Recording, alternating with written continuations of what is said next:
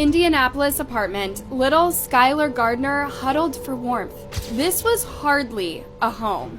Prosecutors would call it a prison. Meanwhile, her mother Chantel chased rap star dreams and posted polished videos online. On January 25th, 2025, Skylar's pain finally ended. She was just 2 years old.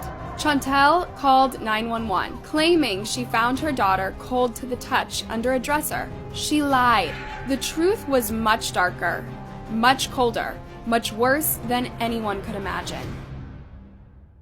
The 911 call crackled through at 6:30 p.m. on January 25th, 2025. Chantel Gardner's voice betrayed no panic or urgency, just calm, measured words as she reported finding her daughter cold to the touch under a dresser. Medics raced towards the apartment 6300 at Timber Point Apartments on Newberry Road in Indianapolis. They were much more worried than Skylar's mother. And even though they'd seen a lot of terrible scenes, little Skylar lay there, just 2 years old. The apartment wasn't just neglected. It was a biohazard weapon. Human waste smeared the walls in dark, crusted streaks. Rotting food, weeks old, piled in corners. Garbage covered every surface. Sharp knives lay scattered across the floor. Inside this apartment building behind me, while the suspect did her best to hide that neglect, she insisted she did not physically harm her kids on purpose. CBS 4 News cameras captured just glimpses. A urine-soaked mattress, a home transformed into a torture chamber for its smallest inhabitants. This disgusting bedroom with a feces-covered crib and mattress is where a 2-year-old girl died over the weekend. And although Chantel said she never physically touched her kids, Skylar's body revealed chapters of suffering her voice never had the chance to speak. Police claim the entire apartment where the little girl and her young sibling lived was littered in feces, urine, garbage, and rotten food. Her 4-year-old brother survived somehow, found huddled in this wasteland he couldn't stand without shaking. When medical staff tried approaching his food tray at Riley's Children's Hospital, he erupted in hysterical screams. He ate in huge, desperate clumps that required intervention to prevent that had stunted his growth, and his emotional wounds were deeper than any physical injury.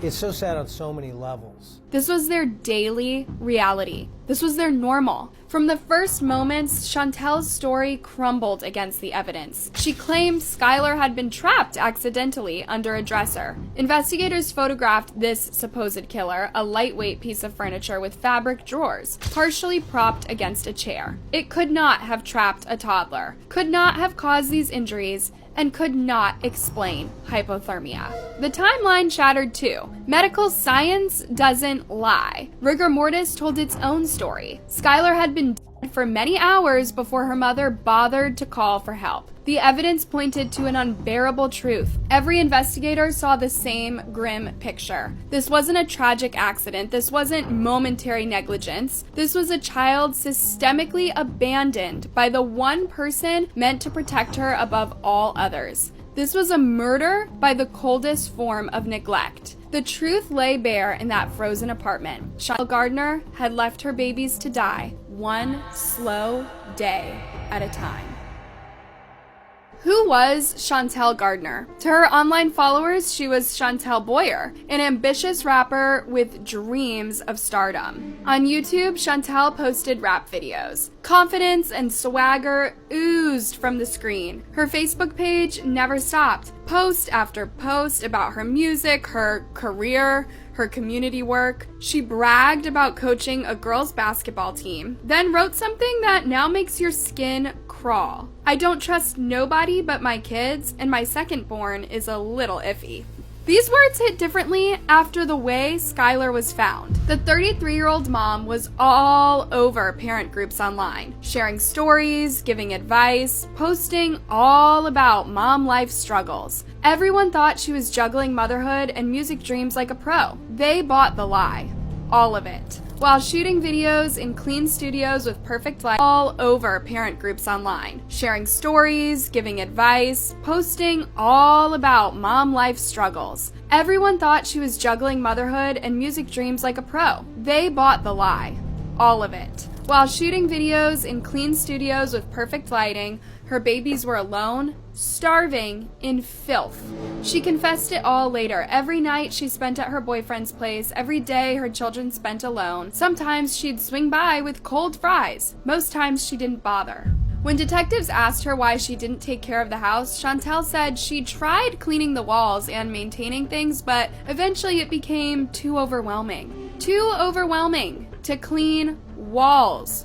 Not too overwhelming to make music videos, too overwhelming to pick up trash, not too overwhelming to party with friends, too overwhelming to care for the babies who depended on her for life itself, yet somehow never too overwhelming to pursue her own desires. She eventually strayed away from the home altogether due to the smell inside the house. The smell that she created. None of that's a defense, but it's certainly worth noting that the systems that are in place to prevent this on a humanitarian level in our city failed. She knew exactly how to work the system. Each rare visit home was calculated for suddenly appear, coaching her starving children through forced conversations. Hi, Grandma! Say hi to Grandma Skylar! Her voice was sweet as sugar while her daughter's body showed the marks of neglect. Then she'd vanish again before anyone could ask why Skylar looked so thin or why her brother seemed so afraid.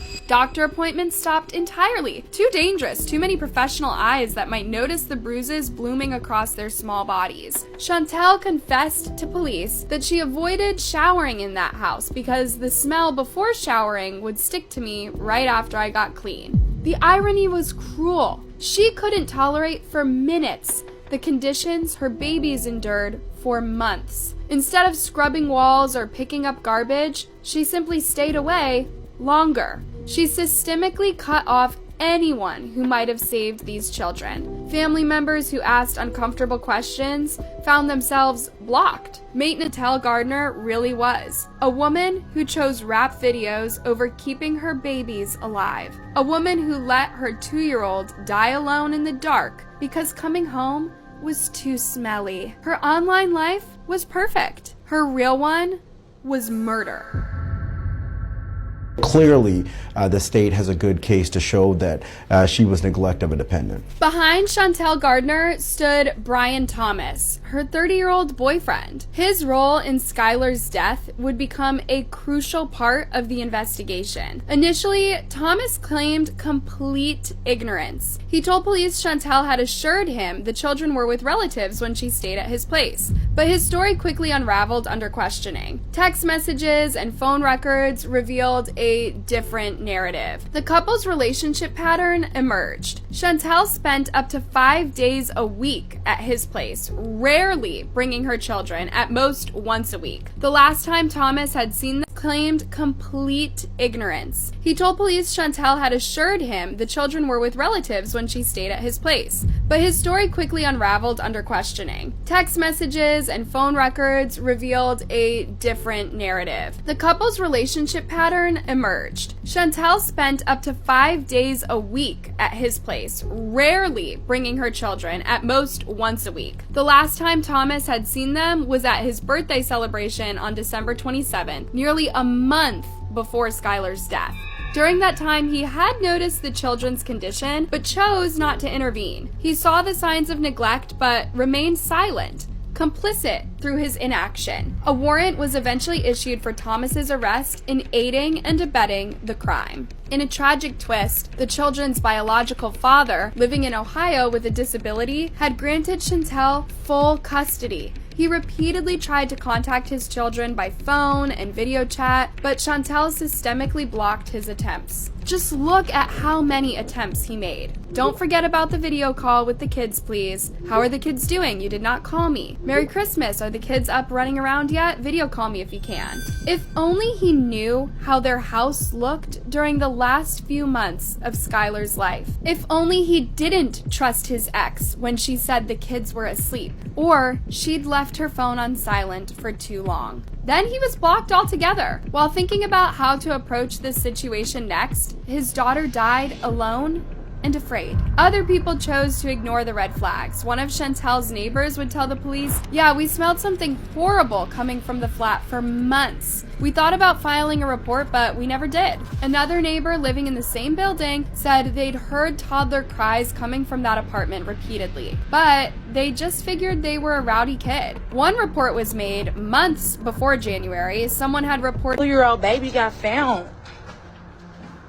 This is Timber Point Apartments. I had to see for myself. I looked her ass up on my case and got this exact address. People were outraged after Skylar passed away. This is the house right here. So I'm like, who all live next door? Because who live right here? Why y'all ain't say shit? Like, I'm pissed the fuck off on some real shit. One call to Child Protective Services could have saved Skylar's life, but that call never came. Now people were visiting the House of Horrors, wondering how anyone could live in such a squalid place, let alone raise babies in it. This bitch, it's not open. It's not open. I wouldn't even want to go in there. Look at all this trash. On January 29th, 2025, Chantel Gardner was formally charged with murder and neglect of a dependent, resulting in death. The initial negligence charge was upgraded after prosecutors reviewed the full evidence. The murder charge wasn't based on evidence April 2025, but Skylar's story already stands as a monument to our collective failure. Skylar isn't alone. Her death joins a heartbreaking roster of children we failed to save. In Dayton, Ohio, 10-year-old Takata Collins endured years of torture before dying in December 2019. His father and girlfriend subjected him to beatings, SA, and being locked in an attic. Despite at least 17 reports to child services, despite school officials raising alarms when his father suddenly withdrew him from school, despite Takata himself telling the police, "Dad is going to kill me," the system kept returning him to his abuser. In New York, 7-year-old Nixmary Brown was beaten to death by her stepfather in 2006 while her mother watched. Neighbors heard her screams. Teachers noted her bruises and alarming weight loss. Child Protective Services visited her home 6 times. She weighed just 36 pounds when found dead, tied to a chair, her head submerged in a bathtub. In California, 8-year-old Gabriel Fernandez was tortured for months before his 2013 death. His mother and her boyfriend shot him with BB guns. Relatives called authorities. A security guard witnessed abuse. 4 social workers were eventually charged with criminal negligence. Gabriel Fernandez was tortured for months before his 2013 death. His mother and her boyfriend shot him with BB guns. Relatives called authorities. A security guard witnessed abuse. 4 social workers were eventually charged with criminal negligence for repeatedly closing his case without removing him from the home. The pattern repeats with horrifying consistency. Children show signs of abuse, adults notice, reports are filed, systems activate, and children die anyway. Why? Because abusers isolate their victims, because they craft convincing lies, and perhaps most painfully, because we look away. We hear crying through walls and we turn up our TVs. We see a child who flinches at touch and tell ourselves it's not our business. We notice a parent who never seems to have their children with them and decide it's not our place to ask questions. Then we express shock and outrage when another small body is found. Skylar Gardner never had a voice loud enough to save herself. Her brother couldn't protect her. Their mother silenced both of them through calculated neglect and isolation. What might have happened if one neighbor had knocked on that door? If one maintenance worker had insisted on checking the heating? If one relative had refused to accept Chantel's excuses? We'll never know, because in the moment when action could have mattered, when intervention could have saved a life, everyone chose the comfort of looking away. Skylar's frozen body is our collective failure. Her story is both heartbreak and accusation. It demands we listen more carefully to children's silent